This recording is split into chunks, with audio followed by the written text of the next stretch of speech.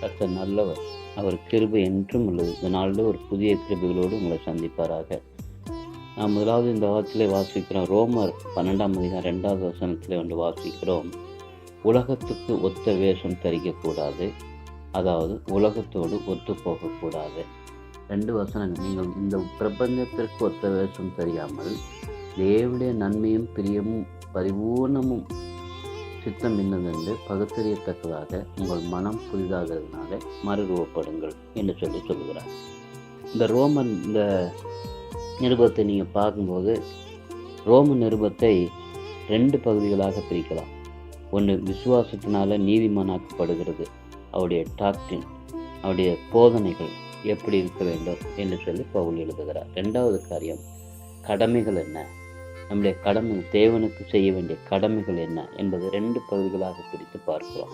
இந்த பகுதியில் 12ஆம் அதிகாரத்திலிருந்து நாம் 14 அதிகாரம் முடிய சில கடமைகளை ஆண்டவர் சொல்லுகிறார். எப்படியெல்லாம் நாம் செய்ய வேண்டும், எப்படி நாம் வாழ வேண்டும் என்று சொல்லி.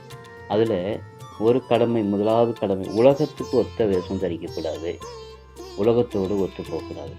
நீங்கள் பிரித்தெடுக்கப்பட்ட பிள்ளைகள், தேவனால் தெரிந்து கொள்ளப்பட்ட பிள்ளைகள், தேவனுக்காக வாழ்கின்ற பிள்ளைகள்.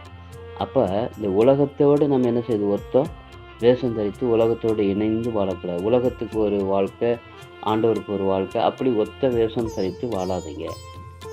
அதோடு உலகத்தோடு ஒத்து போகாதீங்க. எந்த காரியத்துலையும் உலகம் ஒரு காரியத்தை சொல்லுவாங்க, இதை செய்யுங்க, தேவன் இதை செய்யாதம்பாரு. இப்படி உலகத்தோடு ஒத்து நீங்கள் செஞ்சீங்கன்னா தேவனுக்கு பிரியமாக இருக்க முடியாது, தேவனுக்கு பிரியமான காரியத்தை செய்ய முடியாது என்று சொல்லுகிறார். அப்போ நம்ம செய்ய வேண்டிய கடமைகளை ஒத்த வேஷம் தரிக்கக்கூடாது, ஒத்து போகக்கூடாது. இந்த 2 காரியத்தை நீங்கள் செய்யாமல் இருந்து கர்த்தருக்கு பயந்து கர்த்தருக்கு உங்களுடைய வாழ்க்கையை ஒப்பு கொடுத்து கர்த்தருக்காக பிரித்தெடுக்கப்பட்ட பிள்ளைகளாய் கர்த்தருடைய நாமத்தை மேம்படுத்துகிற பிள்ளைகளாக இருக்கும்போது கர்த்தர் உங்களை ஆசீர்வதித்து வழிநடத்தி அநேகருக்கு ஆசீர்வாதங்களை மாற்றுவார். அப்படிப்பட்ட கிருபைகளை உங்களுக்கு தருவார். தொடர்ந்து செபிப்போம். நல்ல தகப்பனே நமக்கு ஸ்தோத்திரம். இந்த பிள்ளைகளுக்கு அப்படிப்பட்ட கிருபைகளை தந்து வளர்த்து செபிக்கிறோம். இயேசு நாமத்தில் கேட்கிறோம் நல்ல பிதாவே. ஆமென், ஆமென்.